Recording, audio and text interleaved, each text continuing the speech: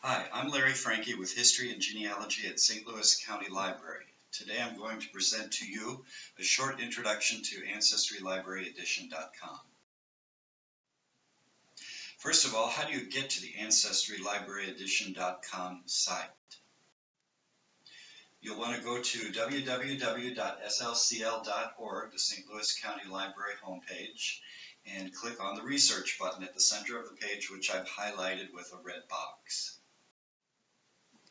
When you get there, you'll want to click on Resources A to Z at the bottom left. Then you'll be taken to an alphabetical list, and you'll want to scroll down to Ancestry Library Edition and click on that link where you'll need to log in with your last name, library card number, and PIN number. Then click on Submit, and you'll be in. I have a couple of red boxes on this page as well. You'll see one around the Begin Searching box, the green box there in the center of the page, where you can start your searching. The problem is that will search all of the databases at Ancestry and may give you an unwieldy amount of hits to deal with. Up at the top, you'll see several buttons in a red box: Search, Message Boards, Learning Center, Charts and Forms, and New Collections. Let's take a look at each of those. If you click on the Search button over at the left, it'll open up and give you several different categories to choose from. Let's take a look at Card Catalog, the last one in the list. When you click on Card Catalog, you're taken to this page where you get a listing of all 10,473 databases that are at Ancestry Library Edition. If you want to narrow things down a little bit or see what Ancestry has available for your research, you can put in the title of a database in the red box at the left, or keywords. You probably aren't going to know the titles of the databases, so I would recommend that you use the keyword search. So let's say that you have French ancestry. You can type the word France or French in the keyword box and see what you get, which I've already done here, and you'll see that I have 614 hits.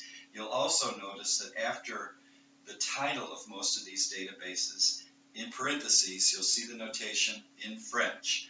Yes, in France they keep their records in French, in Germany in German, in Sweden in Swedish, and so on. So be prepared to work in a foreign language. Going back to the home page, the message boards up at the top, if we click on that button, it takes us to the message board page. You can search the boards by name or keyword. You can search for a specific topic or category. You can look at these boards, but in the Ancestry Library Edition, you cannot post questions or comments. You can only look. Back to the home page, the Learning Center button. Let's click on that one. It takes us to the Learning Center. We have two options here: Research Aids and Maps. The research aids are quite good, especially if you're just beginning your research.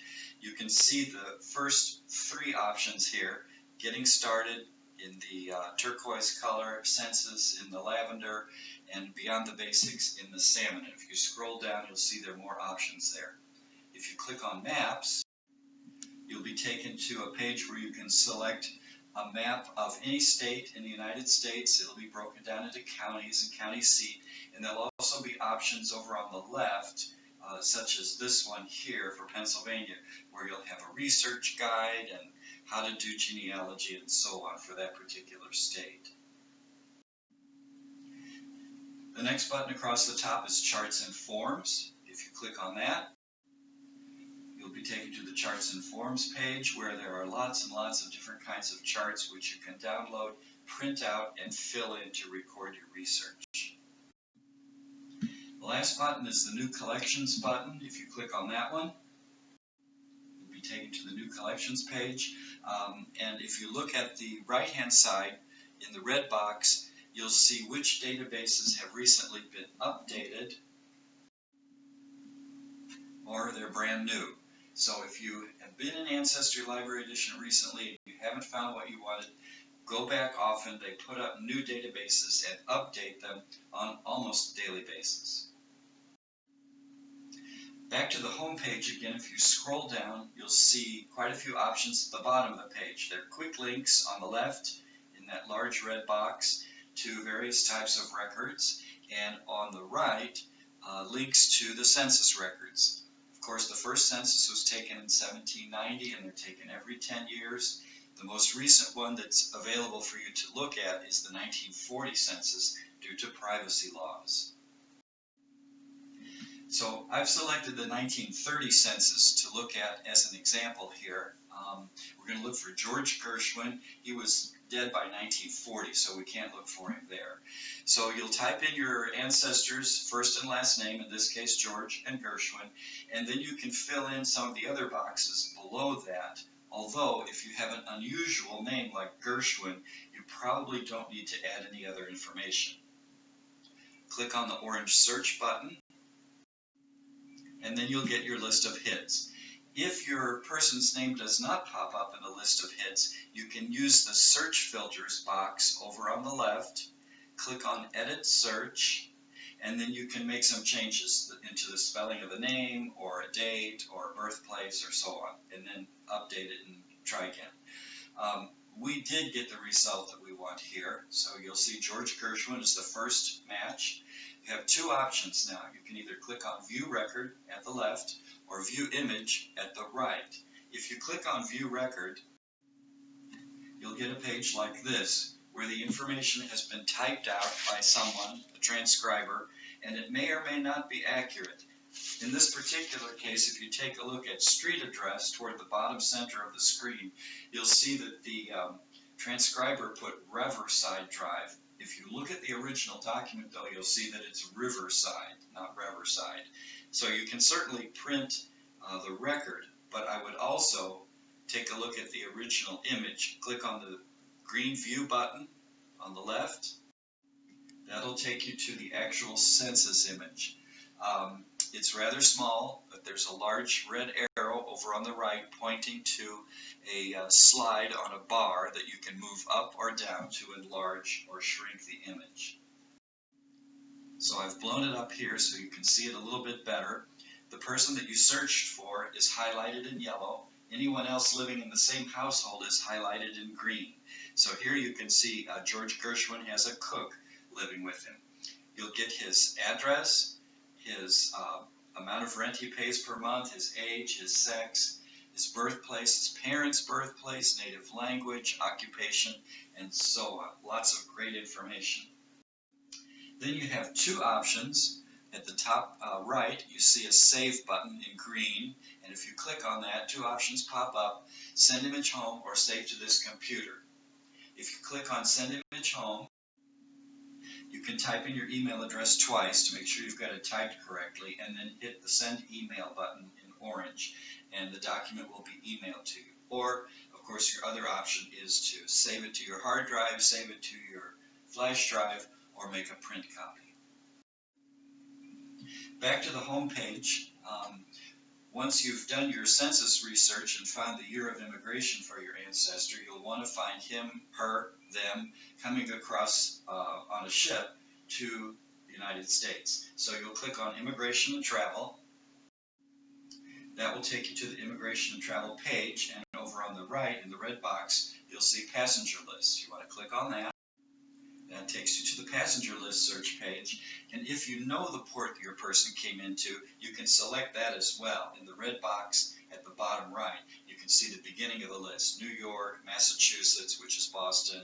You'll have Philadelphia, Baltimore, and so on. If you're not sure, keep it right here and put your ancestor's name. So, having done a little census research and other research, we find that George Gershwin's father's name was actually Gershowitz. So we're going to look for Moses Gershowitz on a passenger list. So I'm typing his name in here, and again, Gershowitz is an unusual last name, so I'm not going to give it any additional information.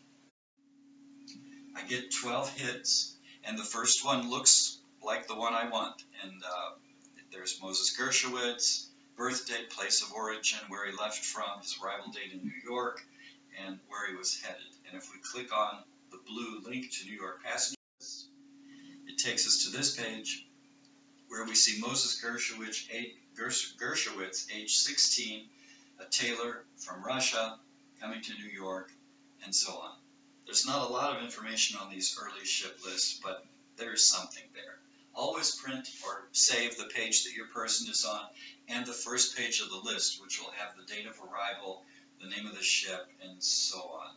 Also, look carefully through these lists because you'll often find other relatives or potential neighbors on the same ship. Back to the home page, let's take a quick look at some military records. So we're going to click on military in the red box. And then when we get to the military record search page on the right-hand side, you'll see in a red box, U.S. World War I draft registration cards 1917 to 1918. And if you click on that, we're going to search for George Gershwin and see if he registered for the draft. Now keep in mind, if your ancestor was already in the military or had enlisted, he will not have a draft card. And everyone living in the United States had to register whether they were citizens or not. So we've got George Gershwin typed in. Again, it's an unusual name, but I went ahead and put in his birth year, which we got from the Census research, and where he was living, and then go ahead and click on the orange search button. And our first hit matches. So again, you can view the record or you can view the image. I'm going to take a look at the image. Here it is. So you get your person's name, address, birth date, race, citizenship, occupation, employer's name, next of kin, your ancestor's signature, which is kind of cool. And then on the back side of the card, you get their height, build, eye color, hair color, any distinguishing features, the clerk's signature, and the date of registration. And then, of course, you have your options in the red box at the right. You click on Save, and you can either save it to your computer, your flash drive, print it, and contact us if you have any questions, either by snail mail at this address, by phone, by email, and then at the very bottom, that's the exact address to get to the genealogy pages at the St. Louis County Library website. Note to yourself. Good luck in your search.